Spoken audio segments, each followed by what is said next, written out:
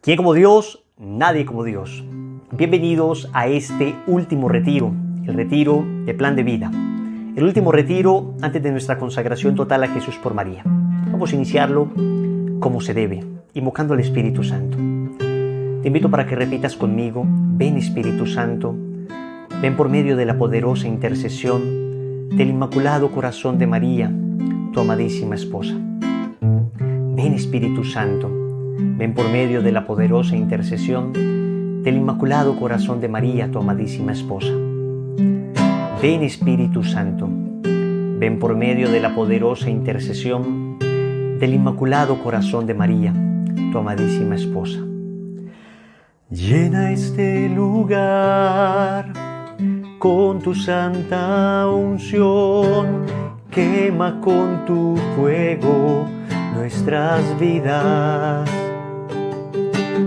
Llena este lugar con tu santa unción y quema con tu fuego nuestras vidas. Espíritu Santo, te necesitamos. Espíritu Santo, queremos más de ti. Espíritu Santo, te necesitamos. Espíritu Santo, queremos más de ti. Espíritu Divino, amor del Padre y del Hijo, ven al corazón de cada uno de estos hijos tuyos. Ven a mi corazón para que lo que hoy vamos a vivir en este retiro de verdad termine de transformar nuestra vida. Aleja de nosotros todo orgullo, aleja de nosotros todo espíritu de rebeldía, todo espíritu de soberbia. Aleja de nosotros todo espíritu de confusión que no nos permita entender con claridad tu palabra.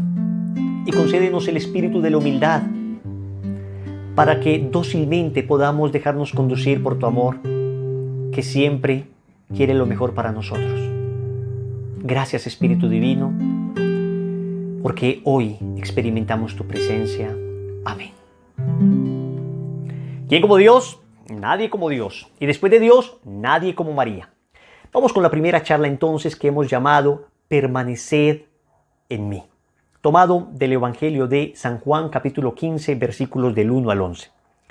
Yo soy la vid verdadera, y mi Padre es el viñador. Todo sarmiento que en mí no da fruto, lo corta, y todo el que da fruto, lo limpia para que dé más fruto. Vosotros estáis ya limpios gracias a la palabra que os he anunciado. Permaneced en mí como yo en vosotros. Lo mismo que el sarmiento no puede dar fruto por sí mismo si no permanece en la vid, así tampoco vosotros si no permanecéis en mí. Yo soy la vid, vosotros los sarmientos. El que permanece en mí y yo en él, ese da mucho fruto. Porque separados de mí no podéis hacer nada. Si alguno no permanece en mí, es arrojado afuera, como el sarmiento, y se seca. Luego los recogen, los echan al fuego y arden. Si permanecéis en mí y mis palabras permanecen en vosotros, pedid lo que queráis y lo conseguiréis. La gloria de mi Padre está en que deis mucho fruto y seáis mis discípulos. Como el Padre me amó, yo también os he amado a vosotros. Permaneced en mi amor. Si guardáis mis mandamientos, permaneceréis en mi amor, como yo he guardado los mandamientos de mi Padre y permanezco en su amor. Os he dicho esto para que mi gozo esté en vosotros y vuestro gozo sea colmado. Palabra del Señor, gloria a ti, Señor Jesús. ¡Qué texto tan hermoso! Es el texto de nuestra unión con Dios. En 11 versículos el Señor repite 10 veces permanecer, permanecer. La necesidad de permanecer unidos a Él. Les cuento que todo el proceso de preparación que hemos hecho, el amor que le hemos tomado a Nuestra Señora, todo ha sido simplemente un camino para esto, para permanecer unidos en Cristo. Es el secreto de la santidad. Miren que la fe cristiana se distingue de todas las demás religiones fundamentalmente por esto, porque la gracia de Dios nos hace permanecer en Dios y nos hace permanecer a Dios en nosotros, nos hace que Dios permanezca en nosotros. Todas las otras religiones tienen unos líderes, unos guías a los que admiran, a los que imitan, pero ese guía, ese líder murió, era un hombre, y sin embargo, de alguna manera permanecen unidos a la enseñanza de ese líder, al ejemplo de ese líder. Pero es que nuestro Dios, nuestro Cristo resucitó. Por eso no solamente permanecemos unidos a Él como ejemplo, a sus palabras y a sus mandamientos, sino que permanecemos de verdad unidos a Él por el misterio de la gracia. Es decir, hay un don sobrenatural.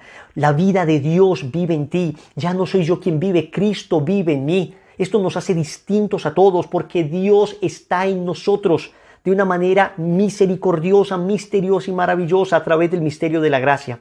Eso lo entendían muy bien los primeros cristianos. Hay unas mártires muy famosas en la primera cristiandad, en los primeros siglos del cristianismo, llamadas Felicidad y Perpetua, Santa Felicidad y Santa Perpetua.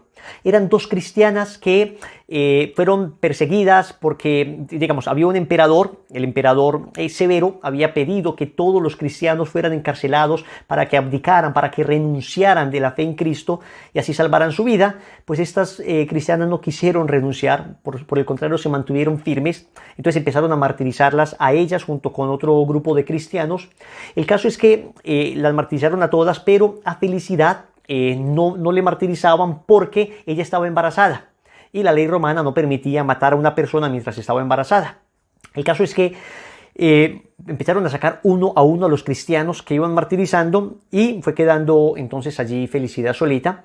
Llegó el momento de dar a luz. En el momento de dar a luz ella pues, gritaba por los dolores de parto y entonces uno de los soldados se burla de ella y le dice, ja, ja, ja, si así gritas y así te duele el hecho de dar a luz, ¿qué será de ti cuando las fieras te devoren? El martirio era siempre tremendo, ¿no? Era un martirio espantoso donde o les decapitaban o les quemaban o las fieras les rasguñaban y les despedazaban.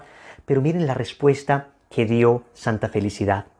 Ahora soy débil porque la que sufre es mi propia naturaleza. Pero cuando llegue el martirio me acompañará la gracia de Dios que me llenará de fortaleza. Entonces será otro el que sufrirá en mí. Será Cristo el que sufrirá en mí.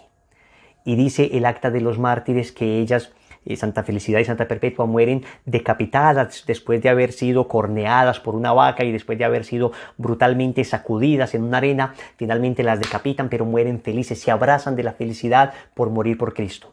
Uno diría, ¿pero a quién se le ocurre eso?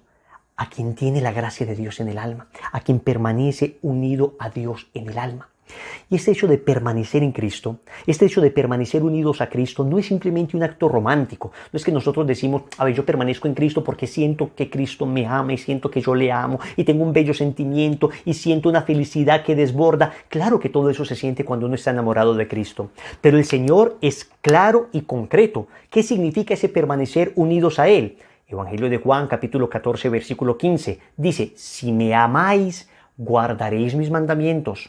Luego, en el capítulo 14, versículo 21 de San Juan nuevamente, el que tiene mis mandamientos y los guarda, ese es el que me ama. Y el que me ama será amado de mi Padre, y yo le amaré y me manifestaré en él. Luego, en el versículo 23 y 24 del mismo capítulo 14, Jesús le respondió, si alguno me ama, guardará mi palabra, y mi Padre lo amará, y vendremos a él, y haremos morada en él. El que no me ama no guarda mis palabras, y la palabra que escucháis no es mía, sino del Padre que me ha enviado. ¿Quién como Dios? Nadie como Dios. Entonces aquí estamos viendo que hay que permanecer en Cristo. Pero permanecer en Cristo significa eso, cumplir su palabra, cumplir su palabra. Yo sé que somos frágiles, yo sé que somos débiles, yo sé que estamos en camino, pero tenemos que dar pasos en ese camino de permanecer unidos a Cristo. Sé que hay situaciones complicadas, sé que hay personas que en este momento se encuentran en una situación que no les permite permanecer del todo unidos a Cristo, a través de una situación de pecado de la que es difícil salir en este momento. Eso lo entendemos perfectamente y sabemos que cada situación es distinta y cada situación es compleja. Y la Iglesia ha sido una madre amorosísima que extiende su brazo misericordioso, siempre dispuesta a perdonar y a tener paciencia para esperar a que la situación de cada persona se solucione y poderla recibir en el sacramento de la reconciliación.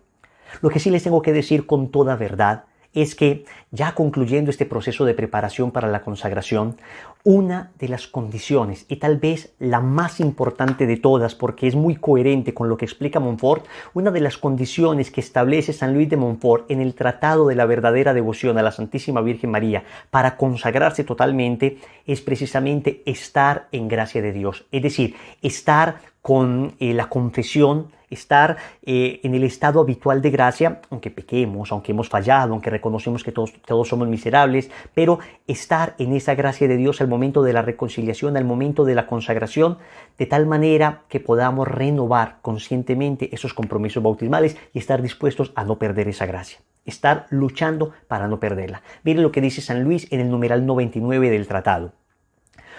Protesto que abusar así de la devoción a la Santísima Virgen, devoción que después de la que se tiene a nuestro Señor en el Santísimo Sacramento es la más santa y sólida de todas, constituye un horrible sacrilegio. ¿De qué está hablando Montfort? De los devotos presuntuosos, de los devotos que dicen, amo a la Virgen María y sin embargo convivo todavía con el pecado. Digo, no está hablando de aquellos que luchan contra el pecado y dicen, me duele mucho no poder consagrarme todavía, me duele mucho estar en pecado, esta situación me duele, sino de aquellos que dicen, pues no me importa, estoy en pecado y sigo amando a la Virgen María y no pienso cambiar, y no me importa, y me voy a consagrar y no pienso cambiar. No. Dice que esto es una protesta Montfort contra ese abuso a la devoción de la Virgen María. Dice Montfort, confieso que para ser verdadero devoto de la Virgen no es absolutamente necesario que seas tan santo que llegues a evitar todo pecado, aunque sería lo más deseable. Es decir, no estamos diciendo que se consagran los santos, no, se consagran los que queremos ser santos, los que buscamos la santidad. Entonces, claro que todavía seguimos teniendo pecados veniales contra los que luchamos. Dice Montfort, pero es preciso al menos, y nota bien lo que digo, primero, mantenerte sinceramente resuelto a evitar, por lo menos, todo pecado mortal que ultraja tanto a la madre como al hijo. Entonces la primera condición que dice Montfort es, se consagra quien esté evitando el pecado mortal. Quien esté evitando el pecado mortal. Y esto es muy lógico. Si la consagración monfortiana, si la consagración total a Jesús por María es la renovación de los compromisos bautismales, donde durante la Eucaristía que vamos a tener, vamos a decir, renuncio al pecado, a Satanás, al mundo, a la carne, y me entrego a ti, querida Madre mía, y a través de ti a Jesucristo. Entonces no puede ser que en la Eucaristía de la consagración digamos una mentira, y ni siquiera queriendo decirla, sino que, de hecho, si yo vivo habitualmente en pecado, si yo estoy en una situación objetiva de pecado, que en este momento no me permite comulgar y no permiten que me den la absolución, entonces yo en este momento no puedo todavía renovar plenamente los compromisos bautismales. Óyeme bien lo que digo, todavía. No te estoy diciendo que nunca lo vas a hacer, no te estoy diciendo que ya no me consagré, entonces estoy ya perdido para siempre. De ninguna manera. Esto es un camino. Y en este camino hay personas que terminan el camino de preparación más rápido y otros que terminan el camino de preparación, digamos, en mayor tiempo. Pero seguimos en camino. Aquellos que se pueden consagrar ya terminan su camino de preparación y empiezan su camino de vivir la consagración. Aquellos que no se pueden consagrar todavía siguen en su camino de preparación. No es que digan, no me puedo consagrar, tengo una situación que me impide consagrarme en este momento, no puedo decir que renuncio definitivamente al pecado si objetivamente sigo viviendo en él, aunque me duela y aunque quisiera salir, pero las circunstancias ahora no me lo permiten. Entonces, yo no puedo ir a decir mentira a la Virgen y decirle, sí, renuncio al pecado, porque entonces me meto en un problema de conciencia. Y el problema no es nuestro. Óyeme, acá escúchame, nadie te va a decir, te puedes consagrar o no te puedes consagrar. Eso pertenece a tu corazón y eso es una cuestión de tu conciencia. Nosotros solamente te podemos dar indicaciones, y las indicaciones que nos ha dado la Iglesia y las indicaciones que nos da San Luis de Montfort. Pero si una persona se obstina y dice, no importa, yo me voy a consagrar, es que nadie te lo puede impedir. Yo puedo mentir si quiere. Yo puedo decir, sí, no tengo ninguna situación de pecado y estar objetivamente en pecado mortal, pero ¿de qué sirve eso? ¿De qué sirve eso? Es que entiendan que esto no es un curso como cualquier otro. Esto no es un curso para terminar con un diploma, esto no es un curso para terminar con un certificado. No, acá no vamos a dar nada de eso. Esto es un curso, esto es un proceso, esta es una preparación para unirme a Dios en conciencia, para madurar en mi fe cristiana. Y hace parte de la madurez de mi fe cristiana el hecho incluso de descubrir, oiga, todavía tengo una situación que debo resolver. Ya la preparación ha logrado su cometido. Antes ni sabía que tenía una situación que debía resolver. Ya lo sé, maravilloso. Significa que sigo en proceso de preparación. No me puedo consagrar todavía, pero sigo en ese proceso para que inmediatamente esta situación se resuelva, me pueda consagrar sin necesidad de tener otra vez que empezar el proceso desde cero. Escúchame, el que no se puede consagrar ahora, sigue en su proceso de preparación. No tiene que volverlo a empezar. Sigue en su proceso de preparación. Una vez esa situación esté resuelta, entonces puede consagrarse. Es decir, puede en conciencia decir, en esa Eucaristía renuevo mis compromisos bautismales, renuncio al mundo, al demonio, a la carne, al pecado y me entrego a Jesucristo. Mientras tanto no lo puedo hacer y eso está muy mal. Eso es una cosa de verdad que sirve al alma. Es ya una luz muy grande el haber recibido, digamos, la conciencia de estar en una situación que debo resolver. Antes ni me importaba, antes estaba tranquilo, digamos, apoltronado en mi pecado y no me parecía nada grave. Ahora sé que tengo que resolver una situación. Y atento, en la solución de esta situación se requiere firmeza. Se requiere firmeza, hay que salir de esta situación, pero se requiere prudencia. También se requiere prudencia, se requiere un acompañamiento. No es simplemente hacer las cosas así, porque claro, hay situaciones complicadas donde yo si tomo una decisión demasiado abrupta, terminaré afectando gravemente, por ejemplo, a mis hijos. Terminaré gravemente afectando a mis hijos. Y la iglesia en eso dice, hey, prudencia. Tienes dos situaciones.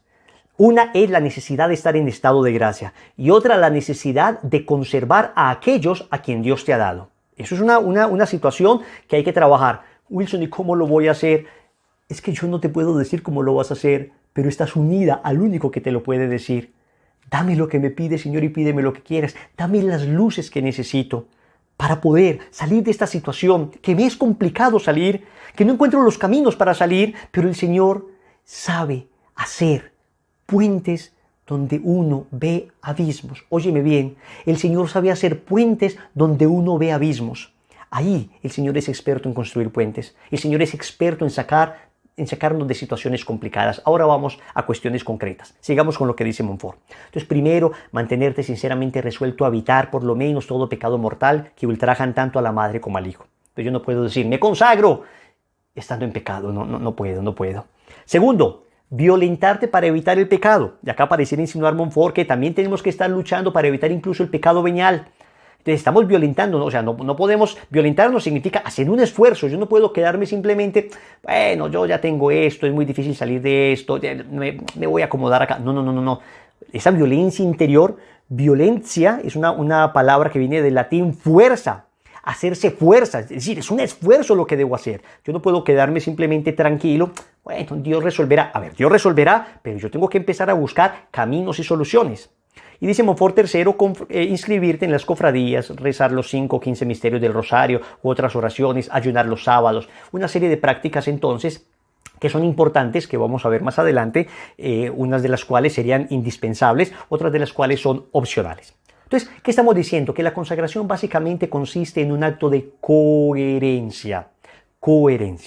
La coherencia consiste en la integridad interior, que haya identificación entre lo que yo pienso, lo que yo hablo y lo que yo vivo. No puede ser que yo por una parte diga una cosa y por otra parte viva otra. No puede ser que por una parte yo piense algo y por otra parte viva otra cosa distinta. Yo creo en Dios, pero luego no vivo conforme a sus mandamientos. Entonces, este proceso de coherencia es un camino. Para muchos el camino es inmediato, para otros el camino es largo. Les quiero contar el testimonio de una parejita que tuve. Se prepararon conmigo para la consagración, no en un proceso rápido de 33 días, sino en un proceso de 9 meses, una lección cada semana, fue un proceso largo y ellos tenían una situación donde uno de los dos tenía un matrimonio anterior.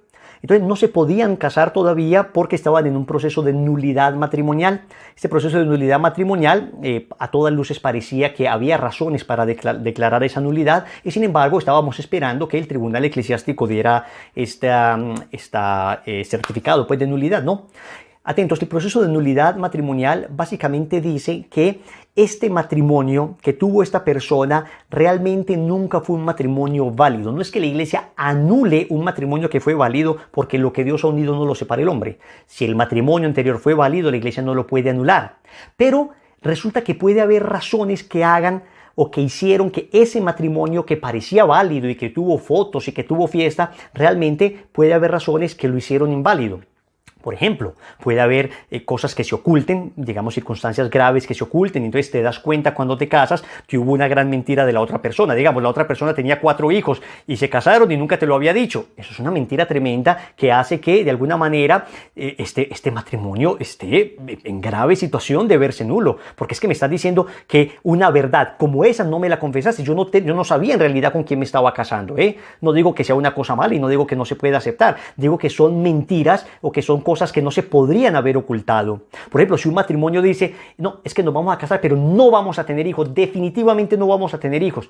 Eso también hace nulo un matrimonio, porque uno de los fines del sacramento es estar abiertos a la vida. Atentos, no necesariamente tener hijos, porque eso dependerá de Dios, pero por lo menos la apertura a que Dios me dé hijos. Claro, una paternidad responsable, como ya lo hemos visto, y vamos a ver un poco ahora.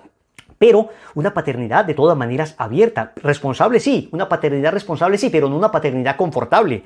Entonces no es que, ay, no, yo no voy a tener hijos. Es como si un sacerdote dijera, yo me voy a hacer padre, pero no voy a celebrar misa. Es que toda vocación implica una misión, y la vocación matrimonial implica la misión también de ser ministros de la vida. Entonces hay cosas que pueden hacer que ese matrimonio nunca haya sido un matrimonio válido. Entonces la iglesia estudia qué sucedió antes del matrimonio y puede decir, declaramos que este matrimonio nunca fue válido. O sea que la persona ya puede casarse, pero no es que se pueda volver a casar, no, es que nunca estuvo casado, ahora se puede casar. El caso es que esta parejita que tuve terminó el proceso de preparación y no les daban la nulidad.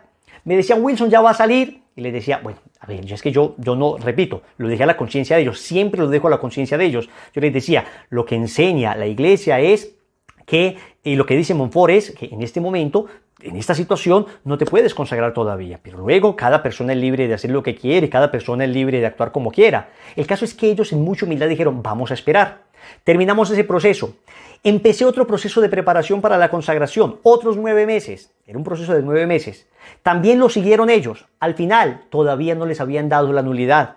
Empezaron nuevamente el proceso, la tercera vez. Y al final de ese último proceso, les salió la nulidad, se pudieron casar y se consagraron. Y quedaron tan expertos en temas de preparación para la consagración que luego se volvieron ellos preparadores para la consagración de otras parejas, de otras familias y de otras personas. Entonces hubo docilidad en sus corazones, no se obstinaron y no dijeron, ¡qué rabia! Es que yo me quiero consagrar. Es que, escúchenme, la consagración no es un derecho, la consagración es un don. No es que yo tengo derecho a consagrarme porque hice todas las prácticas y estuve en todas las lecciones. Repito, si lo quieres hacer, hazlo, pero es una cuestión que queda en tu conciencia, porque Montfort dice con toda claridad la necesidad de vivir coherentemente. Ahora, hay situaciones difíciles, yo lo entiendo, hay situaciones que se salen de las manos de uno. ¿Y qué se hace ahí? Acoger, abrazar, amar, acompañar. El que no terminó su consagración, el que no la pudo hacer, no significa que queda suelto. Venga, siga con nosotros, venga, le seguimos formando, venga, seguimos en ese proceso, no pasa nada. Se acompaña a la persona. Ahora, dice la carta a los Hebreos en el capítulo 6, versículo del 4 al 6. Dice, porque es imposible que cuantos fueron iluminados una vez gustaron del don celestial y fueron hechos partícipes del Espíritu Santo, saborearon las buenas nuevas de Dios y los prodigios del mundo futuro, y a pesar de todo cayeron, se renueven otra vez mediante la penitencia, pues crucifican por su parte de nuevo al Hijo de Dios y lo exponen a infamia pública. Nosotros tenemos una conciencia, y lo dice la carta a los Hebreos, que el pecar es de alguna manera crucificar una vez más al Señor. Por eso decimos rápidamente, hay que buscar cómo salir del pecado y hay que dar pasos. Que la iglesia nos acompañe no significa que nos quedemos ahí apoltronados, contentos en la situación en que estamos. Hay que empezar a buscar con paciencia. La situación es más compleja cuando la situación en que me encuentro interviene otra persona. Cuando soy yo solo, debo dar pasos fuertes. Y acá hablamos, por ejemplo, de las personas que todavía tienen un vicio. Atento, hay personas que tienen un vicio y entonces, es que yo he intentado luchar contra ese vicio, es que no he podido. Espérate un momentico, a ver, es que hay que luchar en serio. Es que cuando no tiene que ver con otra persona, cuando es solo mi voluntad, hay que hacer esfuerzos prácticos para permanecer unidos a la vid. No podemos ser sarmientos que se han desprendido de esa vid, porque es que nos secamos, dejamos de dar fruto. Es necesario dar pasos rápidos. Y dice la misma carta a los Hebreos, capítulo 12, versículo 4, no habéis resistido todavía hasta llegar a la sangre en vuestra lucha contra el pecado. Entonces hay gente que me dice, es que no he podido vencer este vicio, no he sido capaz. A ver. Puede que sí te hayas esforzado, pero acá dice la carta a los hebreos que hasta la sangre. Claro, ¿esto qué significa? Que un esfuerzo mayor, un esfuerzo mayor. No es posible que yo tenga todavía un vicio de masturbación, un vicio de pornografía, un tremendo y horrible carácter, un vicio de fornicación, un vicio de soberbia que humilla a los demás, un vicio de hurto. Uy, y no es posible que yo apenas esté rezando el rosario de vez en cuando, yendo a misa de los domingos a veces, y ¡hey, estoy luchando! Pero hombre, no me digas que estás luchando. Si estuviera luchando, estarías haciendo el rosario todos los días, hasta de rodillas, suplicándole al Señor la gracia de salir de ese pecado. Si estuviera luchando, estarías yendo a misa incluso diario para salir de ahí, estarías ayunando a pan y agua. Es decir, la lucha tiene que costarnos un poquito también. Y tenemos que esforzarnos para que esa lucha sea eficaz, para que esa lucha sea eficaz.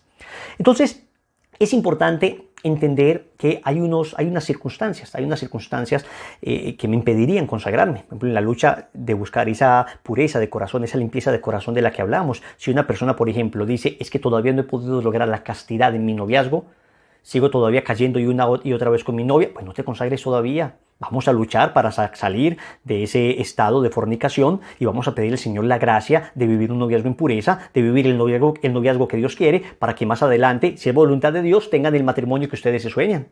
Otra persona dice, es que yo tengo un vicio, digamos, a la pornografía y no he podido salir de él, a la masturbación y no he podido salir de él. A ver, vamos a pedirle al Señor, el que no ha podido salir, pidámosle al Señor la gracia de salir de él, pero no te consagres todavía. Si no hay necesidad.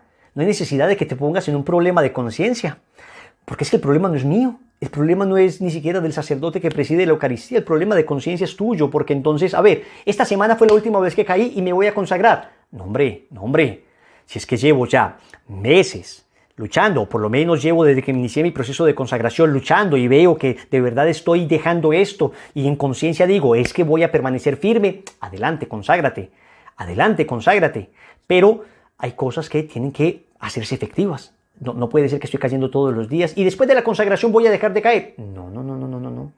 La consagración sí que ayuda a salir de muchos vicios, pero de aquello que me ancla el pecado mortal, dice Montfort, primero debo renunciar a eso. Los otros que son cotidianos, el mal carácter, por ejemplo, cuando no es una cosa espantosa que termine ofendiendo a todo el mundo y faltando a la caridad, bueno, con paciencia. Lo mismo pasa con las personas que viven en unión libre. El numeral 2390 del Catecismo de la Iglesia Católica habla de la situación de estas personas que viven en unión libre. Dice que todas estas situaciones ofenden la dignidad del matrimonio, destruyen la idea misma de la familia, debilitan el sentido de la fidelidad, son contrarias a la ley moral. El acto sexual debe tener lugar exclusivamente dentro del contexto del matrimonio. Todo esto lo hemos contado a lo largo de la preparación. Y miren que hemos llegado a esta charla después de una larga preparación. Puede que si tú llegas por primera vez a esta charla, pues no entiendas muchas cosas, pero ya todo esto lo hemos visto a lo largo de la preparación y hemos dado las razones por las cuales la palabra de Dios nos enseña esto. Fuera del matrimonio, constituyen siempre un pecado grave y excluyen la comunión sacramental. Entonces las personas que viven en unión libre, pues no se pueden consagrar todavía. Wilson, que ya nos vamos a casar. Entonces cásense primero y después viven su proceso de consagración.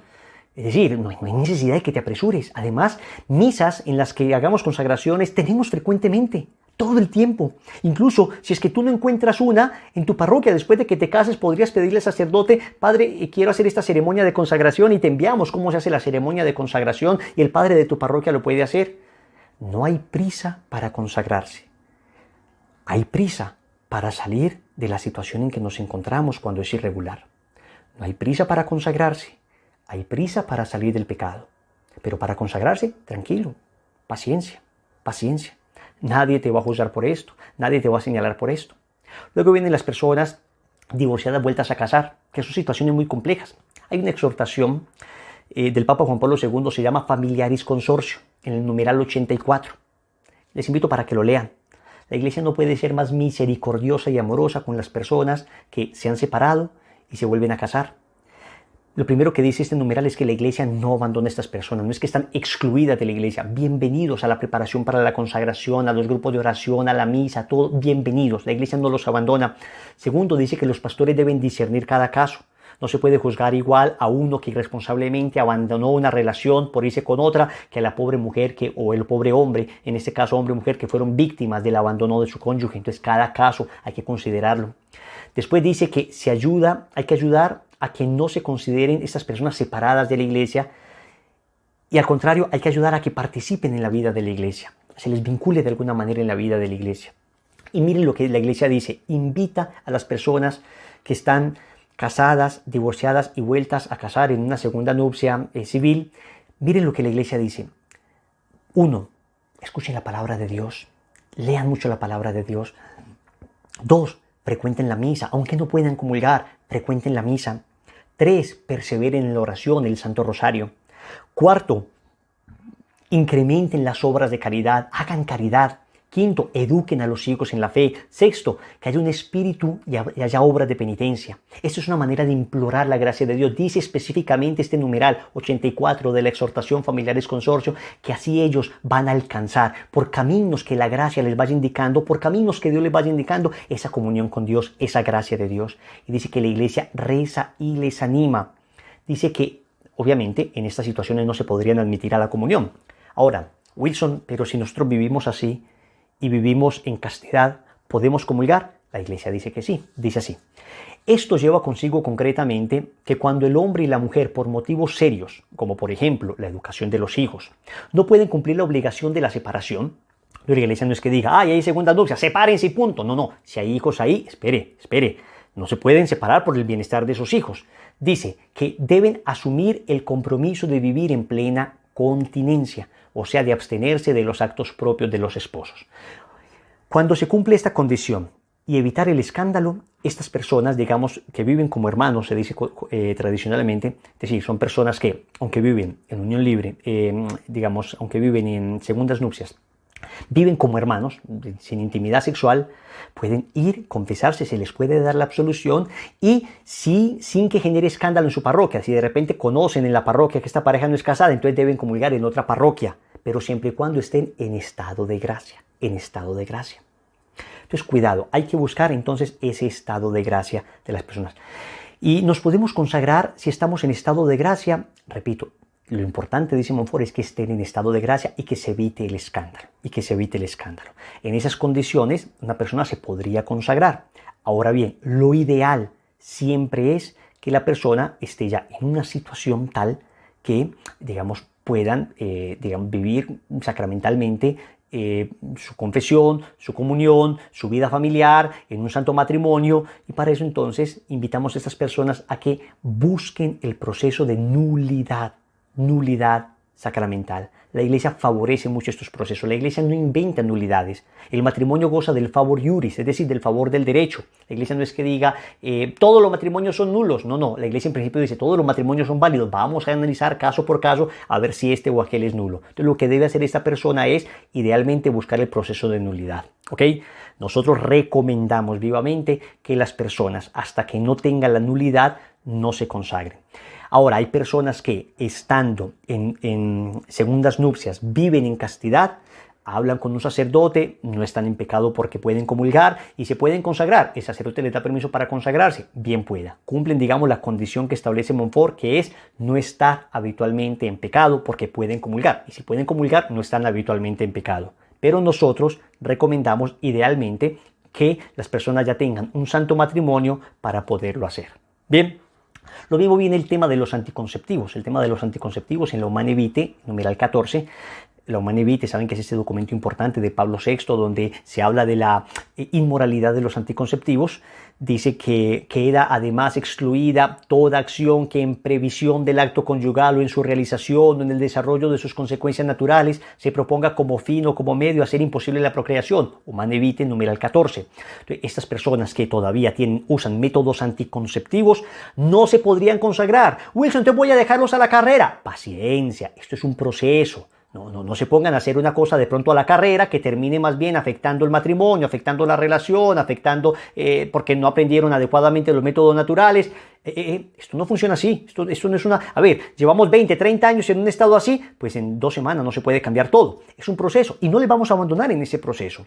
Ahora, mucha gente nos ha preguntado, Wilson, y si de repente hay una razón, por ejemplo, terapéutica, hay personas con unas hemorragias tremendas. La iglesia contempla esto en el numeral 15 del Humanae Vitae. Dice, la iglesia, en cambio, no retiene de ningún modo ilícito el uso de los medios terapéuticos verdaderamente necesarios para curar enfermedades del organismo mismo a pesar de que se siguiese un impedimento aún previsto para la procreación, con tal de que ese impedimento no sea, por cualquier motivo, directamente querido. O sea, cuando se usan estas pastillas, y hay que ver bien que el uso de estas pastillas no sean pastillas cancerígenas, hay que buscar un buen ginecólogo, un ginecólogo pro vida que nos busque. El caso nuestro, de mi esposa, tuvo, por ejemplo, un problema y tuvo que tomar algunas pastillas, pero no eran propiamente pastillas anticonceptivas, pero eran pastillas que regulaban una enfermedad que mi esposa tenía y podía tener efecto anticonceptivo, Entonces, un buen ginecólogo le ayuda a uno y le conduce en esta situación.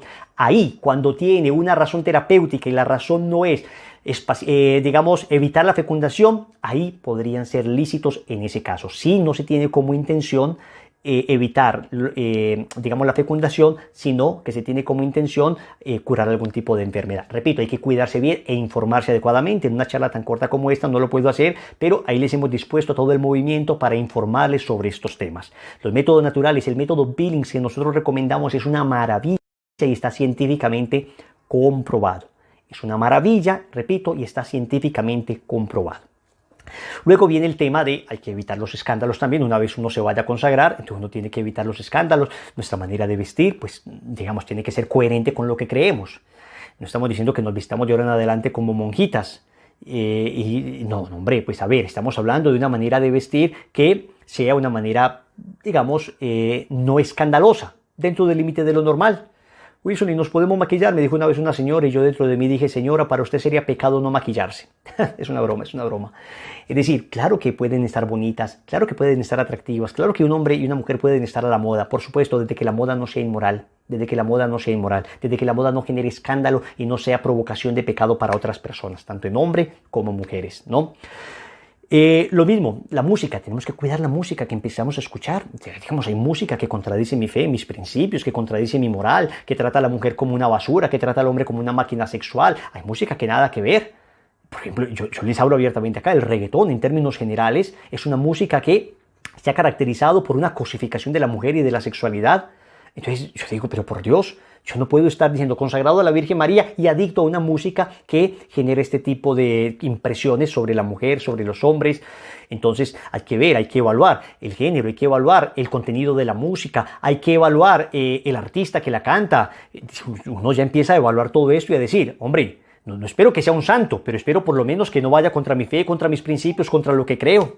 Lo mismo el tema del baile. Hay bailes que nada que ver, otros bailes que sí. Hay lugares donde pues ya no podría bailar. A ver, un lugar donde de suyo haya pecado, donde naturalmente todo sea pecaminoso, pues me abstendría de esos lugares. Luego, el baile en unas circunstancias, digamos, más o menos buenas, en unas circunstancias, no digo que haya cero pecado, porque es imposible controlar, digamos, incluso en una fiesta familiar que haya cero pecado, pero por lo menos que las condiciones sean de un ambiente sano. Ahí, bueno, bailar, se debe bailar y es maravilloso bailar. Entonces, ¿qué se baila? ¿Cómo se baila? ¿Con quién se baila? ¿Dónde se baila? Son criterios que uno tiene que empezar a aprender. El consumo de drogas, por supuesto, nada que ver. No puede ser una persona consagrándose a la Virgen y consumiendo drogas. Nada que ver. En fin, con eso les estoy diciendo que claro que debe haber cambios en mi vida. Ay, pero es que la consagración me exige mucho. Óyeme, nada de esto es exigencia propia de la consagración. Todo esto es exigencia propia del ser cristiano. Y lo que te estoy diciendo es que tú no lo vas a hacer solo. La gracia te va a acompañar. Dios no te va a dejar. Dios no te va a dejar. Y para esto, ¿qué hay que hacer entonces para luchar contra todas estas cosas y todo lo que nos queda en el tintero?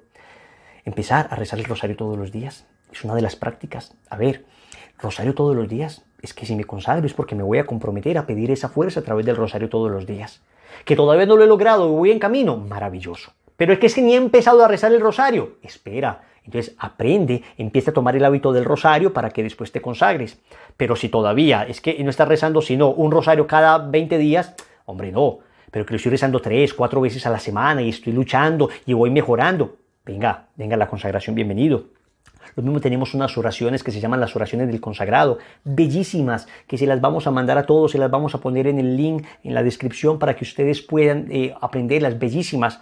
Que si no rezo el rosario, si no hago estas oraciones, peco y ya no me puedo consagrar. No es pecado, atentos, no es pecado. Acá no estamos hablando de que sea pecado o no pecado, sino de algo que te va a ayudar a sostener. ¿Cómo vamos a perseverar si no estamos orando, si no estamos yendo a misa los domingos? Obligatorio, misa. Pero qué rico ir a misa en semana. Ayuno. Ojalá los viernes empezar a ayunar, aunque sea una comida a pan y agua. Si podemos 2 comidas a pan y agua, maravilloso. Que me da gastritis, pues entonces, a ver, empieza a hacer mortificaciones, por ejemplo, de comer separadas las comidas, no mezclarlas. Hay otra gente que me ha dicho, Wilson, yo el viernes lo que hago porque tengo gastritis es cocinar sin sal y sin azúcar. Otros dicen, yo lo que hago el viernes es comer lo que no me gusta. Hay maneras distintas de mortificarse, pero es absolutamente necesario. Todo este tipo de cosas son necesarias para mantenerse unido a Dios. Esta charla fue un poquito fuerte y era necesaria, nos sacude un poco, era necesario, porque necesitamos permanecer unidos a Dios. Finalmente, les quiero decir que nosotros debemos desechar todo tipo de idea contraria a nuestra fe. Entonces yo no puedo ser, digamos, católico y tener ideas de la nueva era. Ya me he ido descontaminando de esto. Católico y tener ideas de la ideología de género. Ya hemos visto una charla sobre esto. Católico y tener ideas abortistas. Me voy a consagrar con ideas abortistas. Nada que ver con esto. El tema de la masonería, por ejemplo, el tema del comunismo, que el catecismo de la Iglesia Católica nos habla francamente de la incompatibilidad de estas ideologías con la fe católica. Wilson, es que no entiendo. Tenemos muchas charlas en internet sobre este tema explicando la profundidad, pero te lo digo, después de haberlo estudiado años, nos hemos dado cuenta de la incompatibilidad, por ejemplo, del comunismo. Marx decía que la religión era el opio del pueblo. Ahora, también hay un capitalismo salvaje que, cuidado, la iglesia no es que diga comunismo no, capitalismo sí. Hay un capitalismo salvaje también que hace que los ricos sean cada día más ricos y los pobres cada día más pobres. La iglesia habla de la doctrina social de la iglesia, principios de solidaridad, subsidiariedad, bien común, principios hermosos que tenemos que conocer y estudiar más. Lo mismo el tema de la masonería, que aparentemente promoverían la igualdad, la fraternidad y la libertad. Allí donde ha habido masonería gobernando, allí se ha perseguido la iglesia. La masonería estuvo detrás de la guerra de los cristeros en México, detrás de la guerra civil española en España. Es decir, estamos hablando de cosas históricas, conocidas, que puedes estudiar con más profundidad. Mi querida hermana, mi querido hermano, esto es así. Wilson, ¿cómo hago? Siento que no soy capaz. Señor, dame lo que me pides y pídeme lo que quieras. Esto obviamente ha implicado un cambio en nuestra vida. Y si al final de todo no logro consagrarme todavía, no pasa nada. ¿Cuánto te ha servido este proceso? ¿Y cuánto te seguirá sirviendo? ¿Y cómo vas a continuar con tu oración, con tu rosario? Créanme, he visto que quien se ha pegado del Santo Rosario, las situaciones más difíciles, las situaciones que parecían más insalvables, las situaciones que parecían más imposibles, se han visto definitivamente sanadas, liberadas. Deja de pensar que tú eres capaz de salir de esto. Haz lo que puedas hacer humanamente, pero entiende que es Dios el que nos da la gracia. Y cuando se vive así, se vive en una tremenda libertad. Atentos, con prudencia, te lo repito, con acompañamiento. Nadie te pide que hagas sufrir a unos niños. Nadie te pide que tomes una decisión a la loca. No, prudencia, acompañamiento, pero pidiendo luces para salir de ahí y diciéndole al Señor que lo amamos con todo el corazón.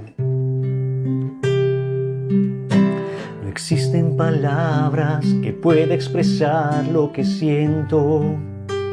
Tan grande es este sentimiento que sobrepasa mi razón. Llegaste a mi vida cuando más te necesitaba. Mi alma a gritos te llamaba y tú escuchaste mi clamor. Y hoy solo sé que te necesito porque yo te amo con toda mi mente, con toda mi fuerza, con todo mi corazón. Yo te amo como jamás había amado. Por sobre todas las cosas, te amo a ti, Señor. Dile al Señor que lo amas. Yo no te digo que estar en una situación de la que nos es difícil salir significa que no amamos a Dios, pero significa que todavía podemos amarle mejor. Significa que necesitamos ser podados.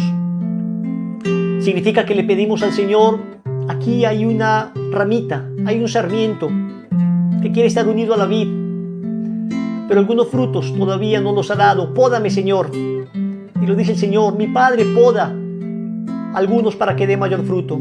Si quieres amar al Señor, deja que el Señor te pode para que des más frutos. Yo te amo con toda mi mente, con todas mis fuerzas, con todo mi corazón. Yo te amo como jamás había amado. Por sobre todas las cosas te amo a ti, Señor.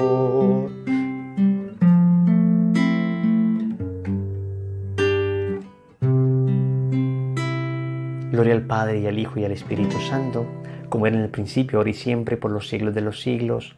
Amén. ¿Quién como Dios? Nadie como Dios. Un saludo en el Señor para todos. Soy Juliana Ramírez, misionera del movimiento Lazos de Amor Mariano, y bueno, en este día tengo la alegría de poderles acompañar en este segundo retiro de la consagración, de la preparación para la consagración, nuestro retiro de plan de vida, y hoy los voy a acompañar con una reflexión titulada Ser consagrado es ser misionero. Óiganlo bien, ser consagrado es ser misionero, y vamos a ver por qué. Resulta que hemos escuchado a Wilson durante todo este tiempo de la preparación. Yo también lo he estado escuchando porque quiero renovar este 24 de mayo mi consagración Dios mediante. Entonces Wilson ha dicho en repetidas ocasiones que la consagración es la renovación de los compromisos bautismales. Es decir, no adquirimos un compromiso nuevo, no vamos a adquirir nuevos compromisos, nuevas cosas por hacer, en fin, no. Vamos a renovar conscientemente y por amor nuestros compromisos bautismales. Y es que el bautismo es sumamente importante en nuestra vida. Dice el Catecismo en el numeral 1213 que el bautismo es el fundamento de la vida cristiana. Óiganlo bien, el fundamento de la vida cristiana. Y que además es el pórtico. El pórtico es como la puerta de entrada a la vida espiritual, al mundo espiritual. Preciosísimo esto, pero también nos dice este numeral otras cosas muy importantes. Nos dice que el bautismo nos libera del pecado y nos regenera como hijos de Dios. Es decir, esto que perdimos por el pecado original, esa gracia inicial que perdimos por el pecado, nos es devuelta en el bautismo. Y somos nuevamente, digámoslo así, como adoptados, como hijos de Dios nuevamente. Y eso es un regalo gigante. Pero nos dice también este numeral del Catecismo que el bautismo, además de hacer estos efectos maravillosos, también nos incorpora a la iglesia.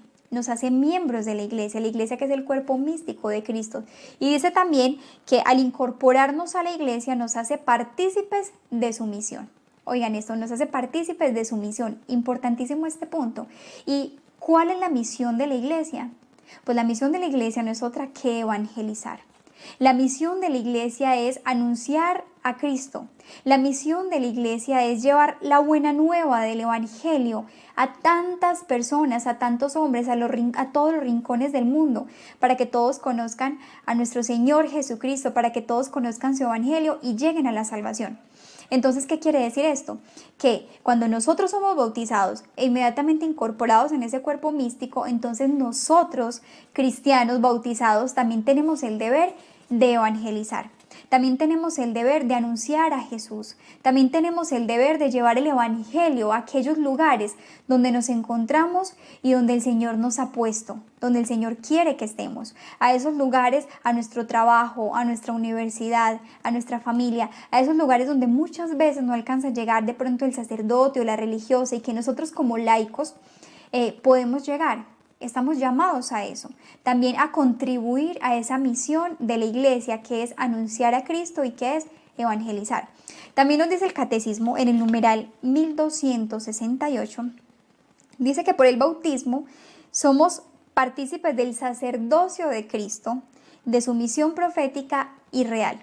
Es decir, al ser bautizados nosotros nos constituimos en sacerdotes, profetas y reyes. Sacerdotes, profetas y reyes. Bueno, ¿y quién es el sacerdote? El sacerdote es aquel que ofrece sacrificio, ¿cierto? Es decir, estamos llamados también nosotros a ofrecer el sacrificio de nuestra vida al Señor por nuestra propia salvación y la de los demás. ¿Quién es el profeta? El profeta es aquel que anuncia y denuncia. El que anuncia y denuncia. ¿Y quién es el rey? ¿O en qué sentido somos constituidos reyes? No es un reinado como lo piensa el mundo, un reinado así de poder, de riquezas, de dominio, un reinado que oprime a los demás, que se impone ante los demás, que utiliza el poder para subyugar. No, el reinado de Cristo es un reinado de servicio, porque servir es reinar, y Jesús nos dijo que Él no había venido a ser servido, sino a servir. Es una realeza completamente diferente. Pero por el bautismo nosotros somos partícipes, digamos, de esos tres aspectos. Somos constituidos sacerdotes, profetas y reyes. Y como profetas, entonces, estamos llamados a anunciar. Es decir, desde el día de tu bautismo, tú eres un profeta y no lo sabías. A veces vemos esa palabra de pronto muy grande, como muy rara, como que muy extraña. Nos dicen profeta y pensamos simplemente en el Antiguo Testamento, no sé, en Isaías, Jeremías, en Oseas, en tantos profetas que existieron, pero resulta que por el bautismo tú y yo somos profetas, es decir, estamos llamados a anunciar a Cristo, estamos llamados a anunciar el Evangelio, estamos llamados a llevar el amor de Dios, la misericordia de Dios a las almas. Al habernos encontrado con Cristo y ver que Cristo ha transformado nuestras vidas, al habernos encontrado con su amor, con su misericordia, con su ternura, es imposible que no queramos compartir esta buena noticia. Es imposible que nos guardemos ese tesoro para nosotros solitos, sabiendo que tantas personas lo están necesitando. Y muy bien, miren, algo muy bonito es que el Señor siempre ha querido valerse del hombre para salvar al propio hombre. Es decir, esta misión de evangelizar pudo habérsela encomendado a los ángeles y lo hubiesen hecho tal vez de una manera más perfecta, qué sé yo, con prodigios, milagros. Tal vez los hombres se convertirían de una manera más fácil, no sé, al ver ángeles, en fin. Pero no, Dios quiso valerse del hombre. Dios quiso que el hombre fuera partícipe en la salvación de sus hermanos. Y uno ve, por ejemplo, así es como vemos que en el Antiguo Testamento hay cantidad de profetas. Yo sé que ustedes han escuchado muchos profetas, como los que mencionaba ahorita, grandes profetas del Antiguo Testamento que precisamente anunciaban esa palabra que Yahvé les revelaba, pero también denunciaban el pecado del pueblo, también exhortaban a la conversión. Y hubo grandes profetas en el Antiguo Testamento. Yo quiero citar aquí unos dos, como por traer unos ejemplos, dos profetas que me llaman muchísimo la atención, para que veamos en qué consiste esto de ser profeta y para que veamos que son hombres comunes y corrientes como nosotros. Son hombres que no estaban preparados para hacerlo. Son hombres que no tenían gracias extraordinarias, pero que cuando Dios les llama, Dios les dio la gracia y los capacitó para cumplir esa misión que les encomendaba. Por ejemplo, uno de esos grandes, digamos, profetas que yo sé que todos conocemos es Moisés. Recordemos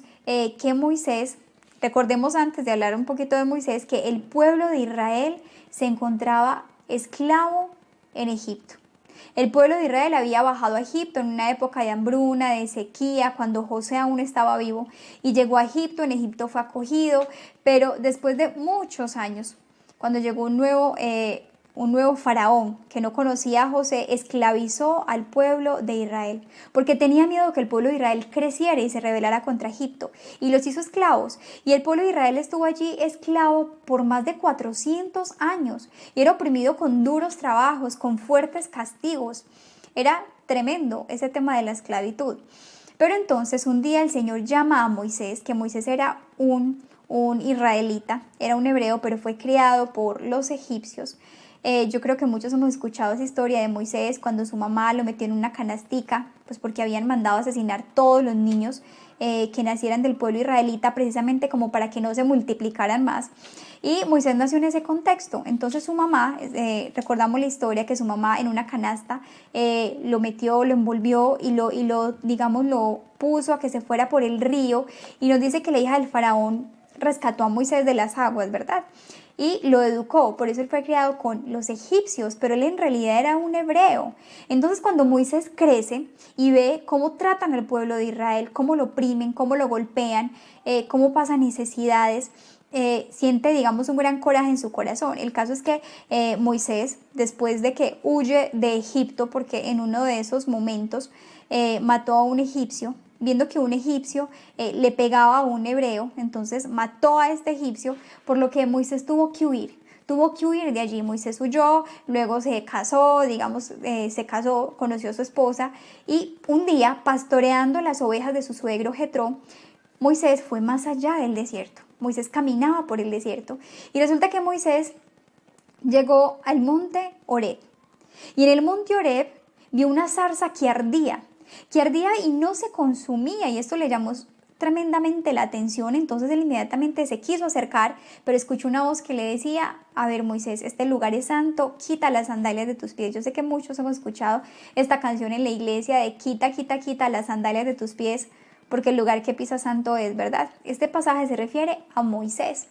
Entonces Moisés se acerca a esa zarza ardiendo y Yahvé le habla. Esto lo pueden encontrar en el libro del Éxodo, desde el capítulo 1, toda esa historia, pero en el capítulo 3 específicamente, Dios le habla a Moisés.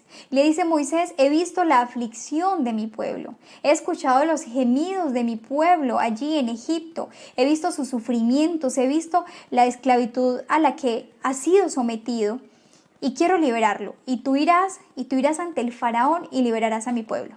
Oigan, pues, tremenda misión la que le pone el Señor. Moisés obviamente se asusta y le dice: pero Señor, o sea, yo no estoy preparado. Señor, ¿yo qué le voy a decir al faraón? Le dice: Señor, yo no sé hablar. Incluso le insinúa como que: Señor, manda a mi hermano Aarón. Pero el Señor le dice: yo estaré contigo. Yo estaré contigo y tú dirás lo que yo te mande. Y efectivamente Moisés, a pesar de sus temores, de no sentirse preparado, pues Moisés le obedece al Señor, le obedece a Yahvé. Y Moisés va y se presenta ante el faraón, y conocemos esta historia, las plagas que azotaron a Egipto, en fin, y cómo finalmente, por la obediencia de Moisés, por la docilidad de Moisés, que aceptó la voluntad de Dios, que aceptó ser instrumento de Dios, pues ese pueblo de Israel fue liberado de la esclavitud, fue librado de la esclavitud, del yugo, de los, digamos, ultrajes, maltratos, humillaciones al que estaba sometido. De igual manera, así como Moisés, el Señor te llama hoy a ti y me ha llamado a mí, porque Él quiere valerse de ti y de mí como unos instrumentos para ir a liberar a muchos hermanos nuestros, personas cercanas, tal vez amigos, familiares, que se encuentran en tremendas esclavitudes. Tal vez hoy no es la esclavitud de duros trabajos, tal vez no es un imperio que nos está subyugando, pero muchas personas a tu alrededor, estoy segura, se encuentran sometidos a esclavitudes como el alcoholismo, como la drogadicción, como la pornografía. A muchos se les está acabando su matrimonio, muchos están en la angustia, en la depresión, en la soledad total, están esclavizados por el pecado, están esclavizados por el mundo. Y hoy, tú y yo, que estamos siendo llamados a renovar ese bautismo, que estamos conociendo más de Dios y de nuestra Santísima Madre que nos ama tanto, pues nosotros estamos siendo llamados al mismo tiempo por Dios para que vamos a esos hermanos nuestros, a ayudarlos, a hablarles y a liberarlos de esa esclavitud en la que están sumidos, en la que están sumergidos.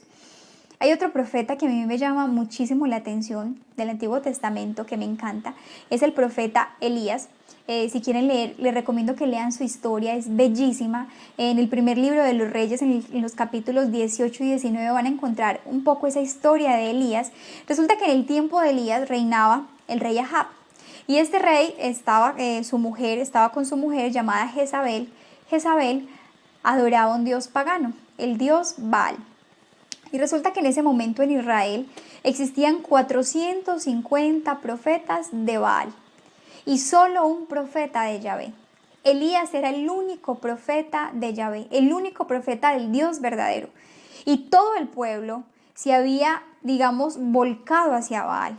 Todo el pueblo había caído en la idolatría, se había desviado de la fe verdadera, se había olvidado de lo que Dios había hecho por ellos, habiéndolos rescatado de Egipto, habiéndolos acompañado, habiendo sido su Dios providente. y el pueblo había caído en la idolatría. Entonces Elías, un gran profeta, un profeta de fuego, con un celo tremendo por Yahvé, se enfrentó a esos profetas de Baal. Dice que en el Monte Carmelo los citó a los 450 profetas y les hizo como una especie de reto, los retó a hacer un sacrificio. Entonces les dijo, bueno, a ver, él solito estaba en el Monte Carmelo, estaban los 450 profetas de Baal, estaba Elías solito como profeta de Yahvé y todo el pueblo estaba allí reunido a la expectativa. Elías les dijo, muy bien, vamos a traer dos corderos, dos animales y vamos a hacer el sacrificio. Pero van a empezar ustedes, luego seguiré yo y van a descuartizar pues la víctima para el sacrificio, van a armar el altar, pero no van a prender fuego, sino que van a invocar a su Dios. Y si su Dios responde enviando fuego del cielo, entonces será el verdadero Dios. Y si Yahvé responde enviando fuego del cielo, pues Yahvé es el verdadero Dios. Y efectivamente hicieron, los invito a que lo lean, es bellísimo este relato. Entonces efectivamente los 450 profetas de Baal tomaron pues la víctima para el sacrificio, armaron su altar, en fin, y empezaron a invocar, a orar a su Dios, en fin, dice incluso que se hacían incisiones y un montón de cosas, pero nunca cayó fuego del cielo. Cuando llegó el turno de Elías, Elías hizo lo mismo, preparó el altar con madera, preparó la víctima, incluso dice que echó agua, lo mojó todo, en fin, para que vieran el poder de Dios. Y que Elías inmediatamente empezó a hacer una oración y cayó fuego del cielo. Y se consumió esa víctima y se consumió ese sacrificio. Entonces todo el pueblo reconoció en ese momento que Yahvé era el verdadero Dios. Y volvió de su mal camino. El pueblo volvió a Dios gracias a este valiente profeta. Y continúa la historia de Elías, que es bellísima. Nuevamente los invito a que la lean, a que la mediten. ¿Cuál es el caso? Gracias a ese sí de Elías, a esa valentía de Elías, pues el pueblo fue rescatado de la idolatría. Y pensemos también nosotros, ¿cuántos hermanos nuestros hoy andan en la idolatría? ¿Cuántos amigos, familiares están, perdidos, equivocados, porque no conocen en la idolatría tal vez al dinero, en la idolatría tal vez al placer, la idolatría, al cuerpo, a la belleza, a tantas cosas que al mismo tiempo generan esclavitud? Y no creen en el Dios verdadero y no conocen la fe verdadera, tal vez porque no han tenido quien les hable, quien les evangelice, quien les comparta ese mensaje hermoso, maravilloso del Evangelio. Por eso, simplemente citando estos dos pequeños ejemplos de los muchos que hay en el Antiguo Testamento, hoy el llamado es para que entendamos que desde nuestro bautismo a nosotros nos fue encomendada esta misión de evangelizar, de anunciar la verdad, de anunciar a Cristo, de ayudar a que nuestros hermanos, nuestro prójimo, sean liberados también de la esclavitud, que sean liberados también de la idolatría. Pero muchos dirán, pero ¿cómo así? Esto es nuevo para mí. ¿Cómo así que Dios me llama a mí a ser profeta? ¿Cómo así que Dios me llama a mí a evangelizar? Yo eso no lo sabía. Pero si yo no sé hablar, y empezamos de pronto a decir, pero yo no soy capaz, yo no sé hablar, yo no sé mucho de la fe, yo no estoy muy formado. Tranquilos, tranquilos. Mira, Dios no llama a los preparados, Él prepara a los llamados. Dios no elige a los preparados, Él prepara a los elegidos. Y ahí hay un pasaje muy bonito precisamente del profeta Jeremías, y se los quiero leer esto textualmente del profeta Jeremías. Cuando Dios llama al profeta Jeremías, miren lo que Él le responde. Jeremías capítulo 1, versículo 4 y siguientes dice: Me dirigió Yahvé la palabra en estos términos. Antes de haberte formado yo en el vientre te conocía. Antes que nacieses te había consagrado yo profeta. Te tenía destinado a las naciones. Yo respondí: Ay, Señor Yahvé, mira que no sé expresarme, que soy un muchacho.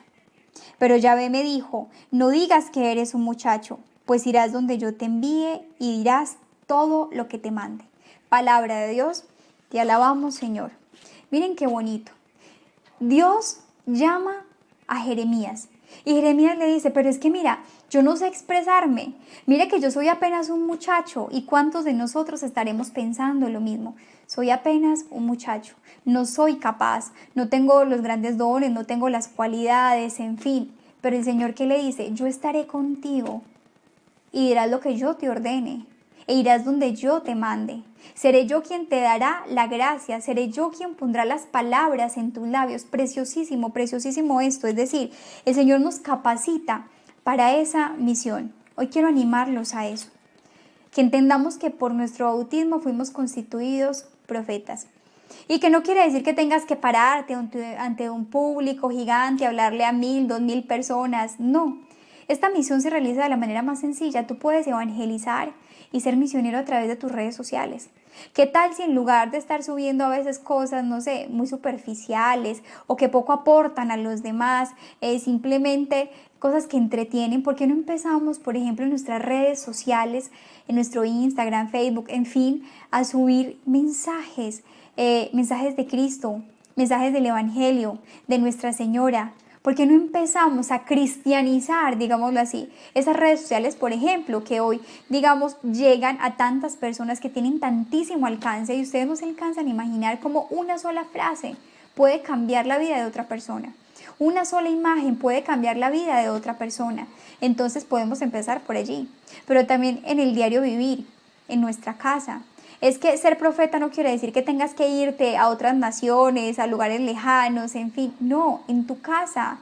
Dios te llama a hacerlo en tu casa. Anunciarle el Evangelio a tu esposa, a tu esposo, a tus hijos, a tus hermanos. Que ellos vean un cambio de vida en ti, que ellos vean una transformación en ti. Que tú seas capaz de hablarles de Dios, hablarles de la Santísima Virgen María. Que seas capaz de invitarlos a rezar un Santo Rosario. Que ellos viendo tu transformación digan, uy, ¿qué le pasó?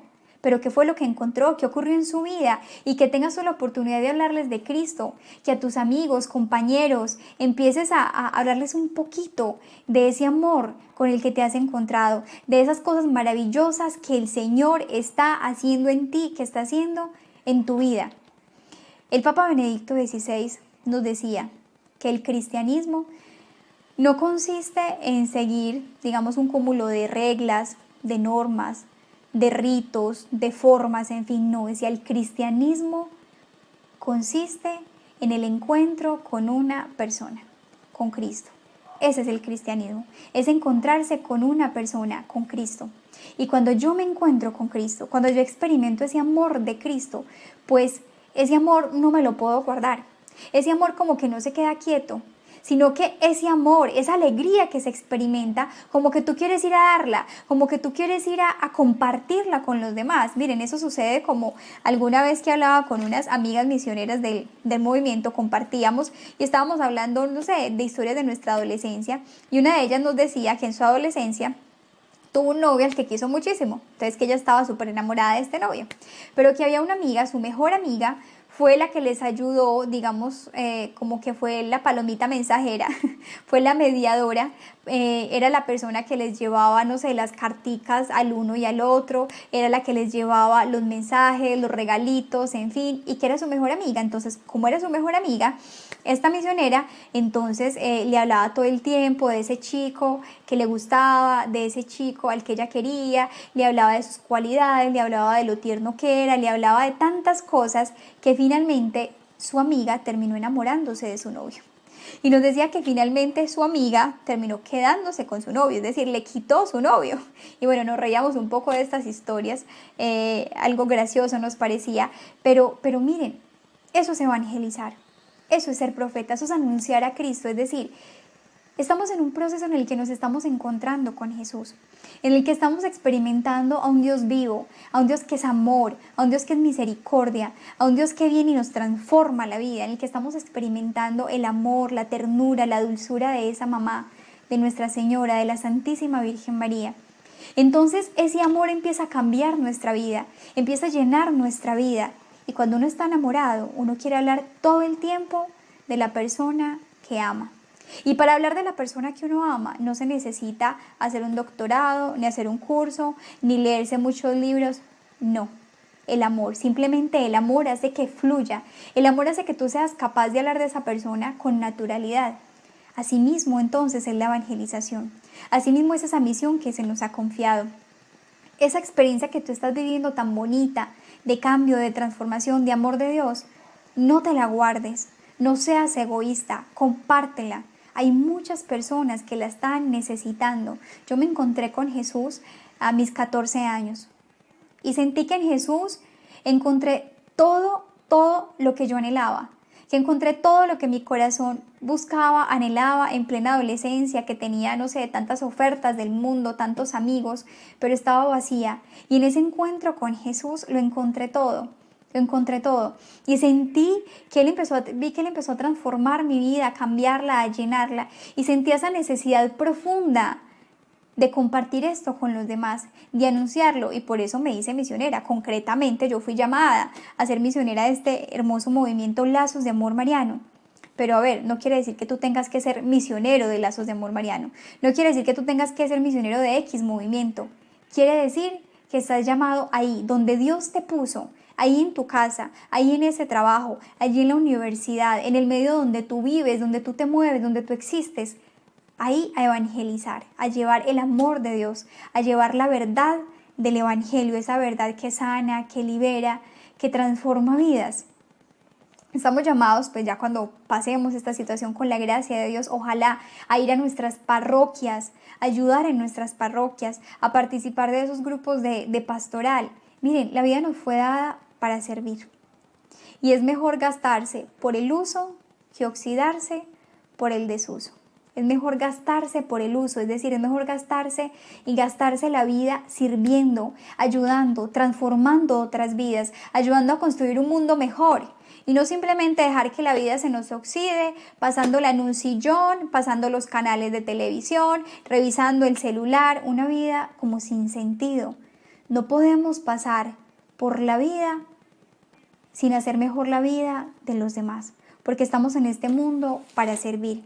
Y hoy, con este proceso de consagración que estamos haciendo, estamos llamados a anunciar a Jesús, a anunciar a su Santísima Madre, a compartir este tesoro que hemos encontrado. Quiero invitarte en este momento a que cierres tus ojos allí donde estás. Cierra tus ojos. Vamos en primer lugar a darle gracias a nuestro Señor. Gracias, Señor, por tanta misericordia. Gracias, Señor, por tanta bondad. Gracias, Señor, porque me has escogido. Gracias porque me has llamado. Gracias, Señor, porque en estos días de esta preparación he conocido tantas cosas, Señor. Te he podido conocer a ti. He podido acercarme a ti. Porque durante este tiempo, Jesús, he podido experimentar tu amor, tu misericordia, tu cercanía, tu bondad. Y me has ido transformando el corazón y me has ido transformando el alma.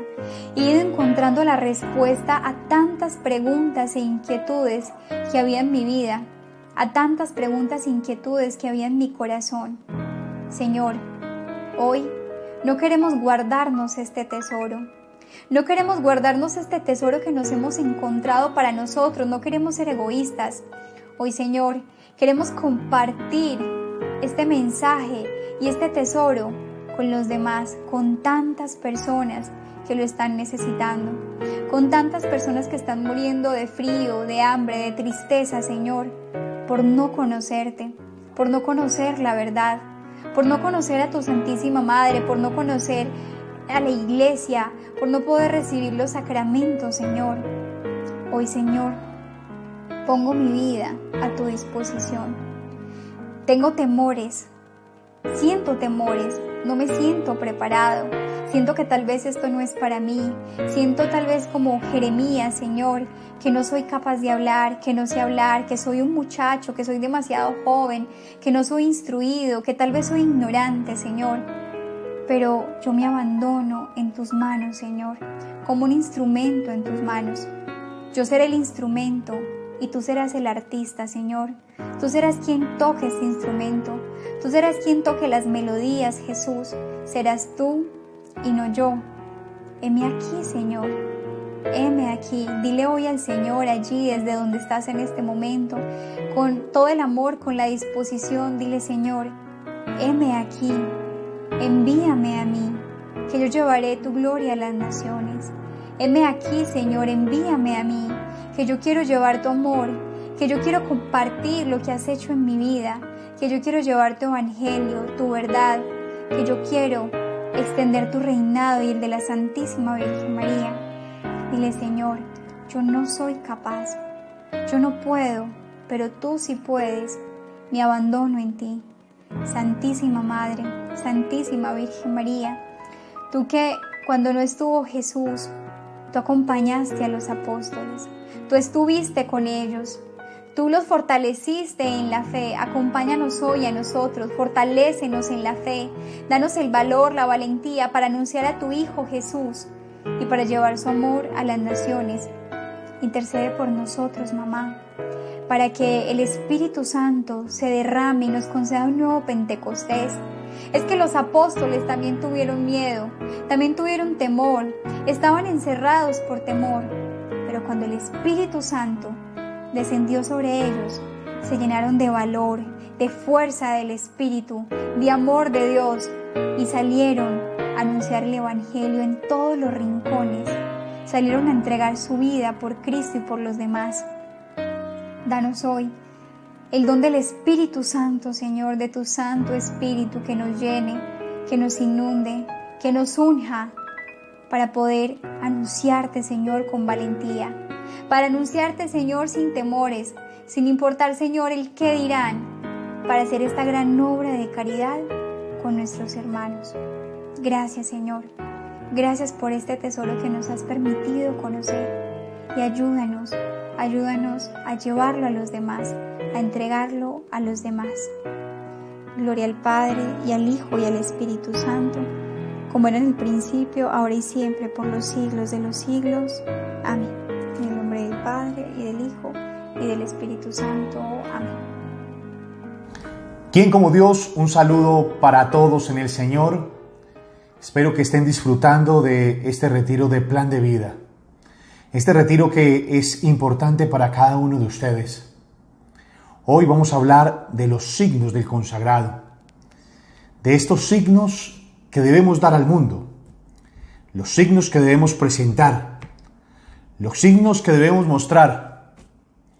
Quiero empezar, antes de desarrollar esta charla, que les servirá para mirar el camino, para saber qué es lo que quiere Dios de cada uno de ustedes como consagrado, de ustedes que se están uniendo a este ejército de la Inmaculada, a este ejército de la Madre de Dios.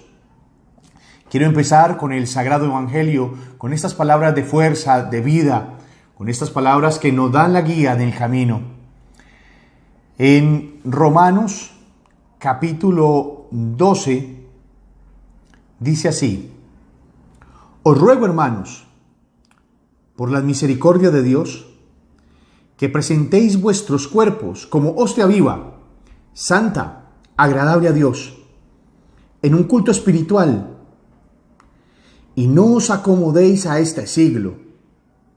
Antes transformaos por la renovación de vuestra mente, para que experimentéis cuál es la voluntad de Dios, que es buena y agradable y perfecta. Palabra de Dios, te alabamos, Señor. Somos signo ante el mundo. Los primeros cristianos han luchado contra el siglo, es decir, contra el espíritu mundano, y por eso se convierten en signos permanentes de la voluntad divina. Y vamos a ver cuáles son estos signos que nosotros vamos a representar. ¿Qué es lo que vamos a mostrar?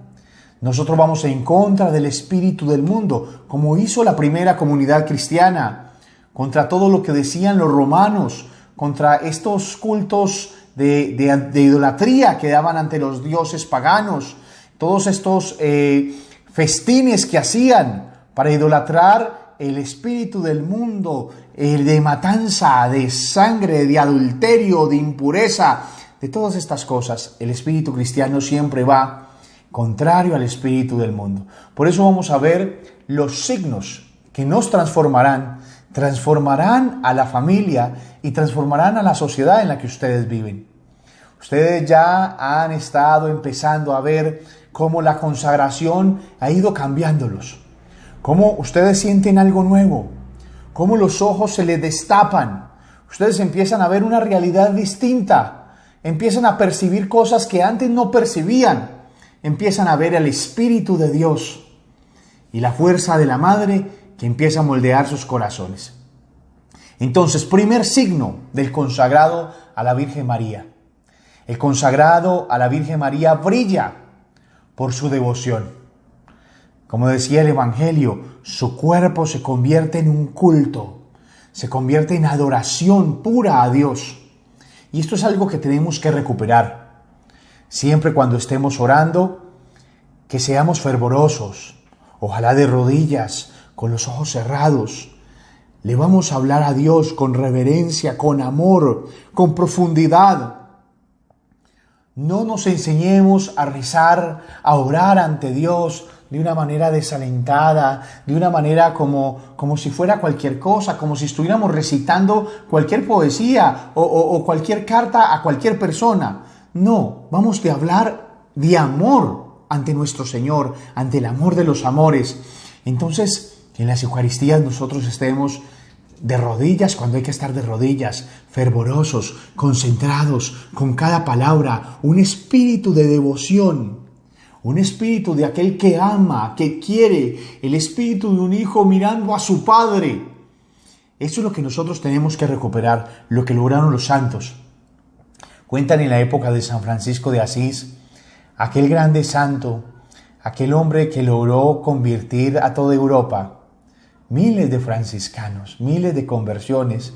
Él y Santa Clara lograron estremecer el mundo. Y estremecer el mundo con algo increíble. Lo lograron estremecer con la pobreza. Con un espíritu pobre, con un espíritu entregado, con un espíritu totalmente lleno de Dios. San Francisco tenía dinero. Era hijo de un comerciante. Tenía muchos bienes. Y cuando se encuentra con el Señor, en aquel momento que le da su vida a Él, que empieza a amar incluso a los leprosos, que Él les tenía asco, hay una explosión de amor y empieza ese espíritu de devoción, ese signo del consagrado, ese signo del cristiano. Y cuenta que una vez su amigo Bernardo, un noble de Asís, lo invita a su casa y lo invita a dormir. Y este noble, para ver si Francisco lo que decía era mentiras, para observarlo, para ver si lo que hablaba era lo que vivía. Miren qué importante. El consagrado no solamente va a estudiar la devoción mariana, sino que va a vivirla, va a ser la suya. No solamente va a estudiar el cristianismo, sino que va a ser lo suyo, lo va a hacer vida. Entonces, Bernardo empieza a observar a Francisco y se hace el dormido. Dicen las florecillas de San Francisco que incluso empieza a roncar. Y Francisco, al ver lo que estaba dormido, se arrodilla en profundo fervor. A Bernardo esto lo cautivó, porque él abriendo un ojito veía a San Francisco como de rodillas decía: Dios mío, te amo, Dios mío, te amo, Dios mío, te amo, Dios mío, te amo. Ese es el fervor, esa es la fuerza de nuestra oración, esa es la fuerza de nuestro rosario. No es lo mismo hacer un rosario, Dios te salve María, llena eres de gracia, el Señor es contigo, bendita tú eres de todas, Santa María, Madre de Dios, ruega por nosotros. Hacer un rosario, Dios te salve María, llena eres de gracia, el Señor es contigo, bendita tú eres entre todas las mujeres y bendito es el fruto de tu vientre Jesús. Y tú te imaginas a los pastores de Fátima, tú te imaginas a la pastorcita de Lourdes, a Bernardita, y tú te imaginas viendo a la mamá, le estás hablando a la mamá, a la reina, le estás entregando todo a Dios. ¿Cómo no tener fervor? Siéntete como el niño que se tira en los brazos de su padre. ¿Cómo es el abrazo de este niño? ¿Cómo son las palabras de este niño? Ustedes, los que son padres de familia, ¿qué dolor se siente cuando un hijo desprecia a su padre? Cuando le habla de mala gana, cuando le habla desde la pieza, acostado, sí, le responde mal. Hay dolor de padre. Por eso a nuestro Padre del cielo, a nuestra Madre del cielo, hay que hablarle con todo el amor y con toda la fuerza del mundo. Primer signo, nos reconocerán por nuestra devoción, por nuestra entrega, por nuestra espiritualidad.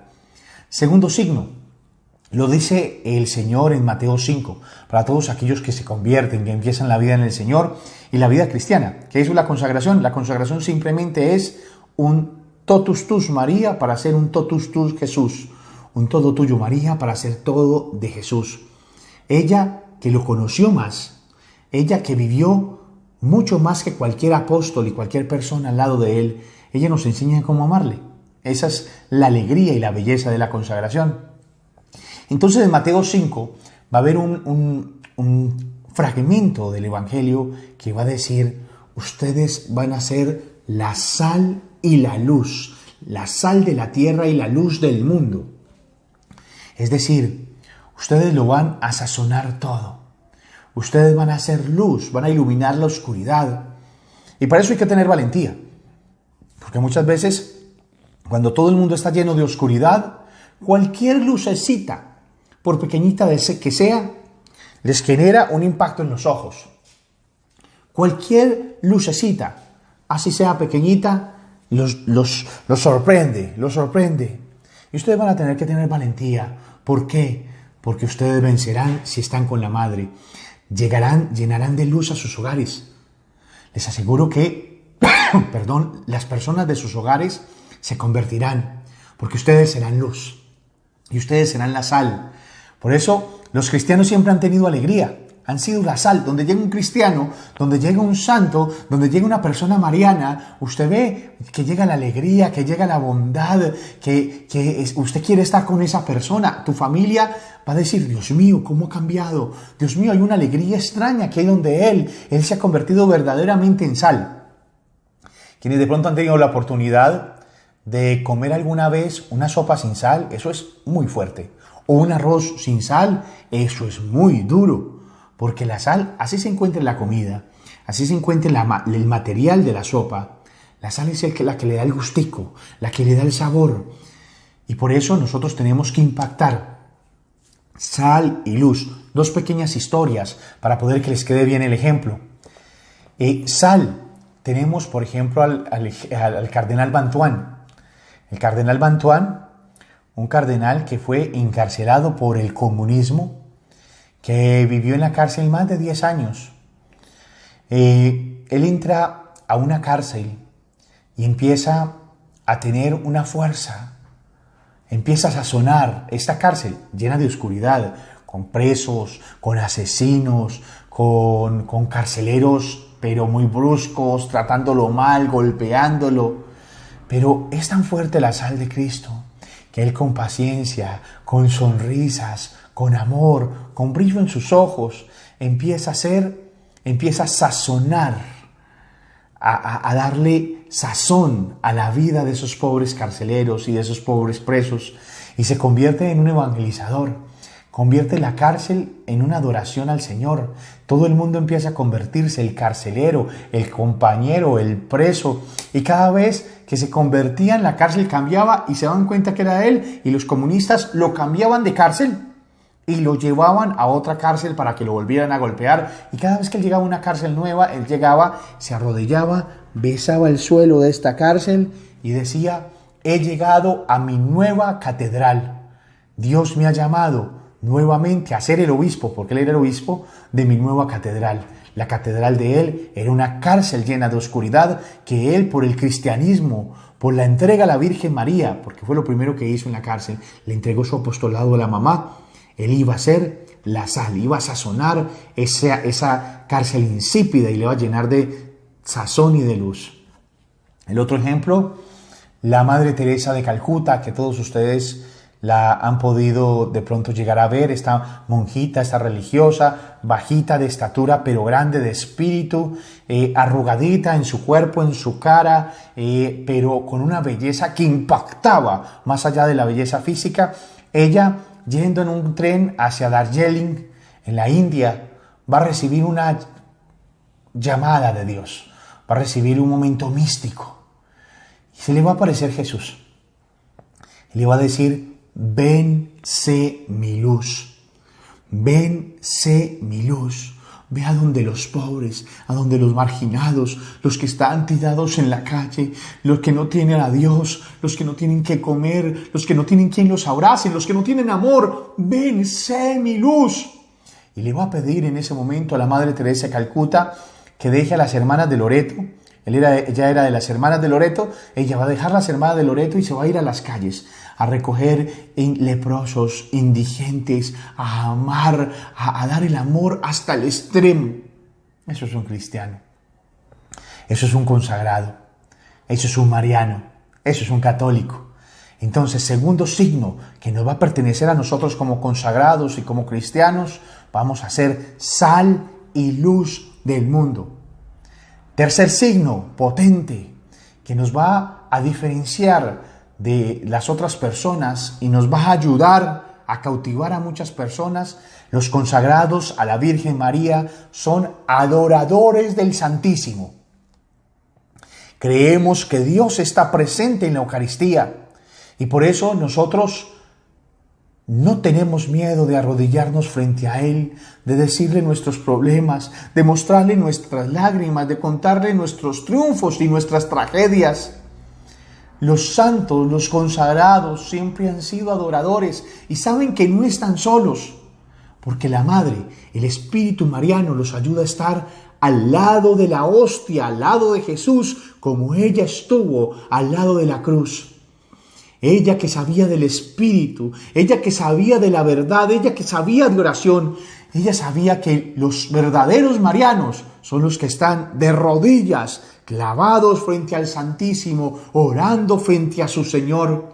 ¿Cuántos santos se han convertido en luces para la humanidad frente al Santísimo? Nada más la historia de Santo Tomás. Cuentan sus compañeros que pasaban por el templo de los dominicos, cuando de un momento a otro lo veían que él estaba en el sagrario y tenía la cabeza metida dentro del sagrario. Y le decían, Tomás, ¿qué te pasó? Y este Tomás les decía, es que Él es el que me ilumina, Él es el que me ayuda a pensar, Él es el que me da el conocimiento. Y lo decía Tomás, que fue el que escribió la Suma Teológica, el gran regalo que tenemos todos los teólogos, el gran regalo que tiene la teología, el gran regalo que el mismo enemigo y el mismo demonio quiere ocultar de los seminarios para que los seminaristas no estudien la Suma Teológica y no vean el esplendor de la verdad. Otro ejemplo de lo que hace la Eucaristía lo vemos en la compañera de San Francisco de Asís, en Santa Clara de Asís. Aquella hermana hermosa, dicen que era. Es más, en Asís se pueden contemplar sus cabellos, porque cuando ella salió de su casa para ir donde Francisco y para convertirse en religiosa, Francisco la estaba esperando en la porciúncula, en una capillita pequeñita. Él estaba con sus franciscanos, estaban rodeándola, una fila de franciscanos esperándola con antorchas encendidas. Y apenas ella llega, se arrodilla y Francisco la consagra al Señor y le corta su cabello. Era tan impresionante la santidad de este par que los franciscanos de esa época recogieron este cabello y lo guardaron. Ese cabello se puede ver unos rizos dorados espectaculares en Asís. Allá se pueden contemplar. Pero esta mujer era una amante apasionada del Sagrado Sacramento.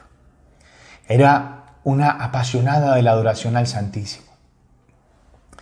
Cuentan que los sarracenos iban a entrar a Asís y ellos llegaban a los monasterios, violaban a las religiosas, mataban a las mujeres. Era una cosa muy cruel. Entonces las monjitas angustiadas, las clarisas, fueron a buscar a Santa Clara y le dijeron: los sarracenos están entrando, ya vienen por las murallas de Asís. ¿Qué hacemos, madre? Ella dijo: llévenme para donde el Santísimo. Y se arrodilló frente a él y le dijo: no dejes que toquen a mis hijas, Señor. No dejes que estos hombres crueles entren a este monasterio, protégenos. Y en ese momento escuchó una voz que le dijo: yo siempre te defenderé, mi Clara. Yo siempre te defenderé. Ella toma la custodia. Se para en todo el monasterio, en la entrada del monasterio. Levanta la custodia y mira a Jesús, no a los enemigos. Mira a Jesús. Y cuentan que los sarracenos se devolvieron despavoridos. Gritaron de miedo porque vieron a una mujer levantando, decían ellos, como una espada que alumbraba. Era nuestro Señor, rodeada de un ejército de ángeles. Y Clara sentía nuevamente esa voz: yo siempre te defenderé. El consagrado será signo de adoración al Santísimo, porque sabe que no estamos solos, que Él nos defenderá, que no estamos solos, que Él siempre estará con nosotros, que no estamos solos, que lo tenemos a Él. Por eso con Santa Clara te pido que te imagines la Eucaristía, que te pongas de rodillas y con tu imaginación te vayas al sagrario más cercano y le digas al Señor: Señor, yo quiero ser sal y luz del mundo. Señor, yo quiero tener un espíritu de devoción, de amor hacia ti y hacia Nuestra Señora. Señor, yo te quiero adorar. Si se la saben, cántenla conmigo. En tu cuerpo encuentro mi paz, Señor. En ti descansa mi alma. Y está mi emoción, amado mío, que tiemblo por ti.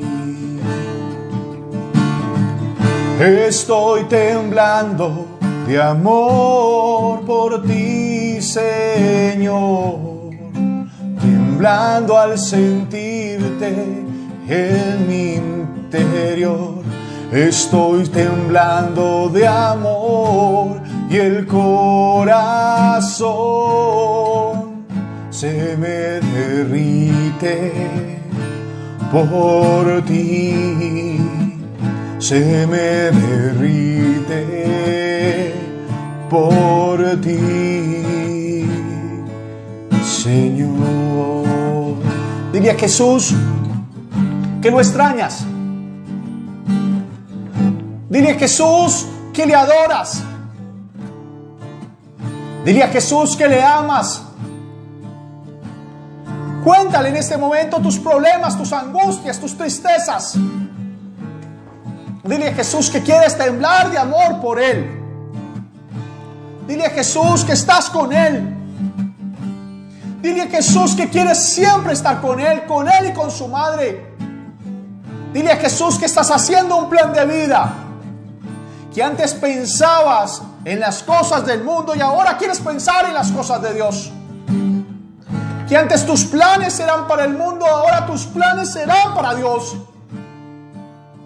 Que renuncias al mundo, al demonio, a la carne y lo acoges a Él y a su madre para servirle, para amarle y para glorificarle. Va en tu cuerpo y sangre directo al corazón, te refugias en mí y te siento tan dentro en mi interior que tiemblo por ti. Cántalo conmigo, querido hermano, cántalo conmigo. Estoy temblando de amor por ti, Señor, temblando al sentirte en mi interior. Estoy temblando de amor y el corazón se me derrite por ti, se me derrite por ti, Señor.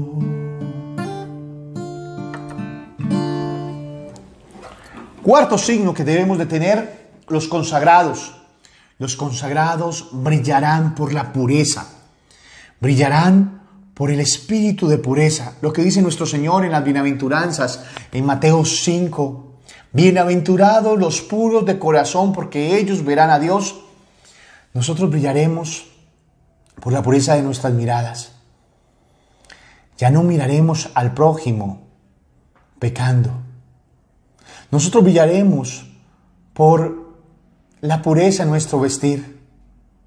Ya no mostraremos nuestro cuerpo para hacer pecar al otro. Ya no utilizaremos escotes ni cosas para poder forrar nuestro cuerpo en lujuria. No. Ya nosotros miraremos con pureza, vestiremos con pureza.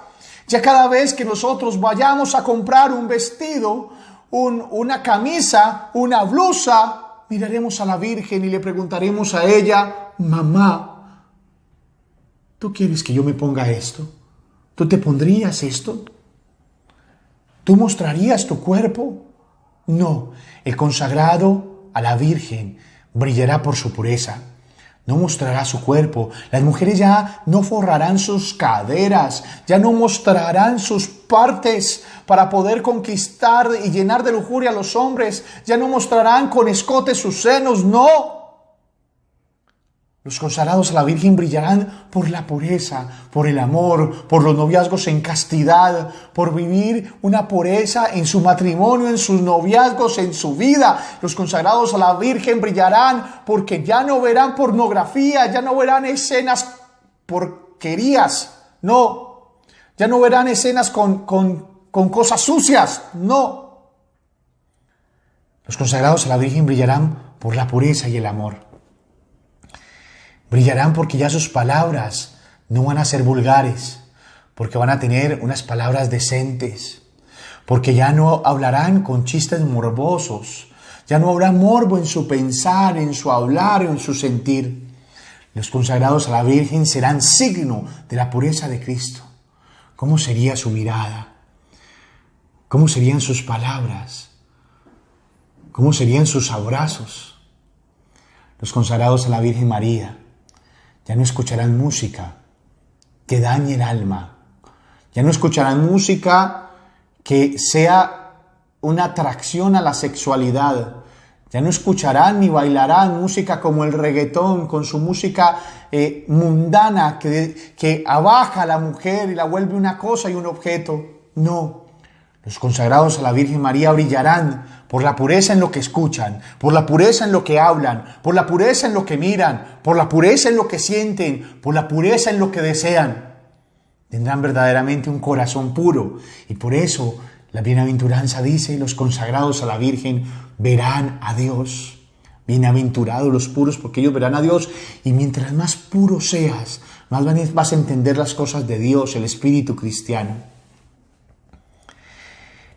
El otro signo que veremos es que los consagrados serán hijos de la Iglesia.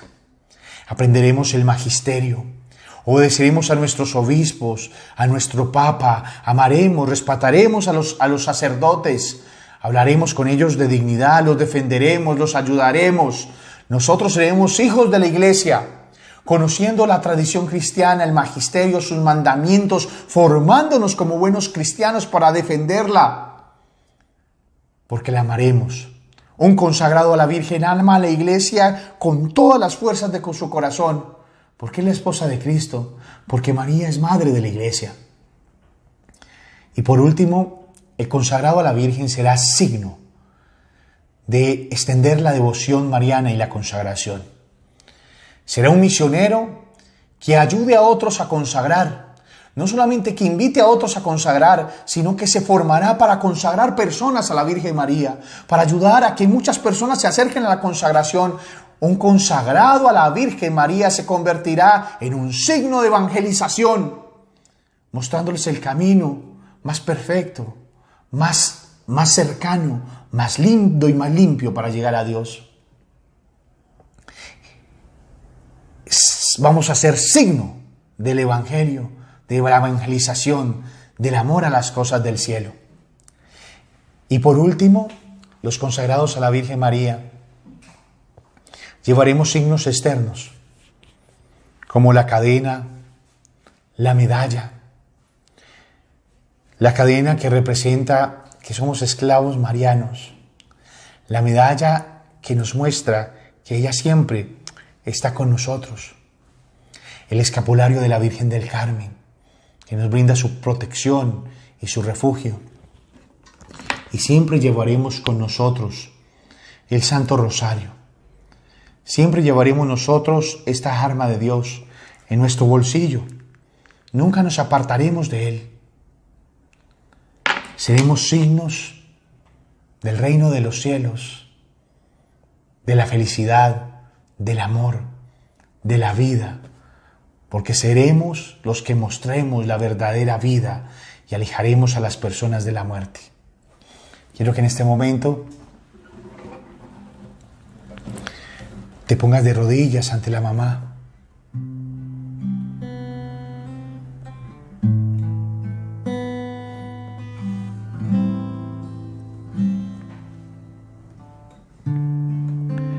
Y le digas que te ayude a ser signo del amor de Dios en el mundo.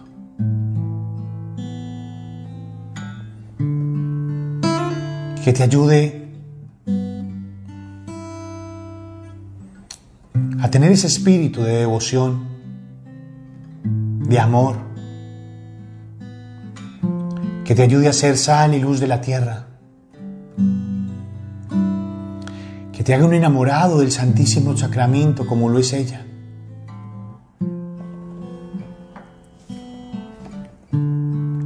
Que te ayude a ser puro.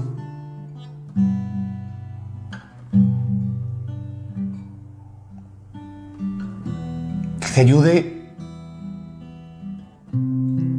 a tener una mirada limpia, un corazón enamorado.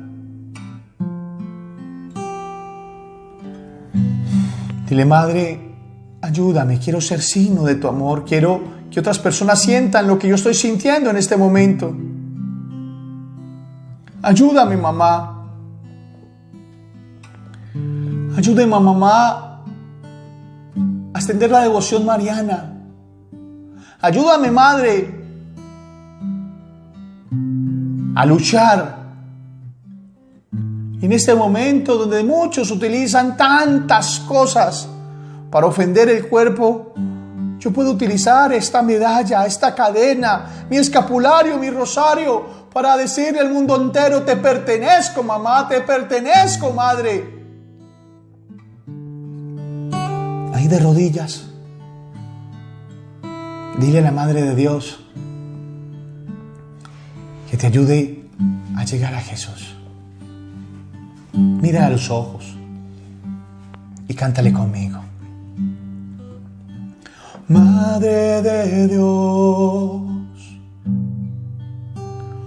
tú que todo sientes, oye mi voz. Hoy te llamo y te digo, mamá.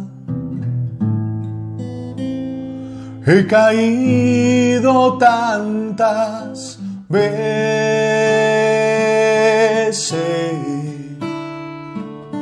vacío estoy,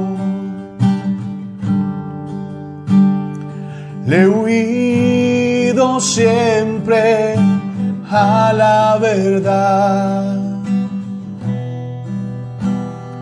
No he encontrado aún la felicidad.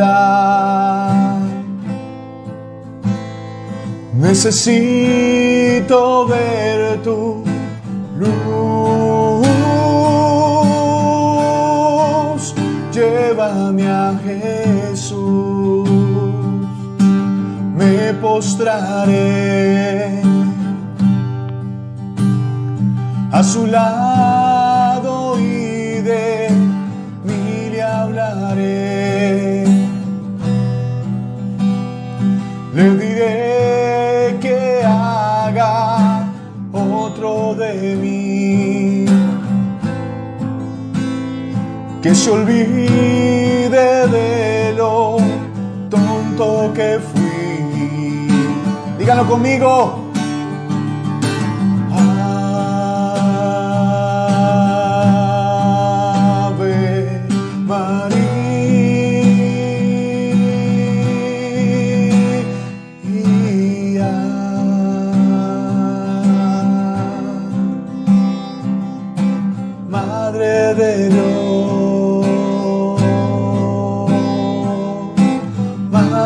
de Dios,